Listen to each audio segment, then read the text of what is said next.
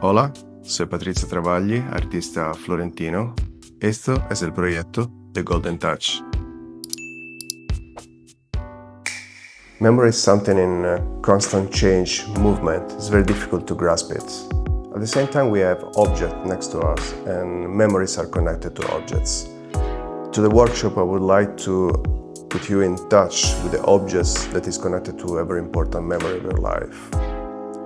To the act of gilding, I thought as an artist, we can cover, at the same time, reveal an object and the memory that is connected to it. During the workshop, I'm asking you to bring an object that is connected to your life, that you love, that means something to you. You're gonna cover it with a gold leaf and change and improve the memory that you have through these objects. You can bring any kind of objects.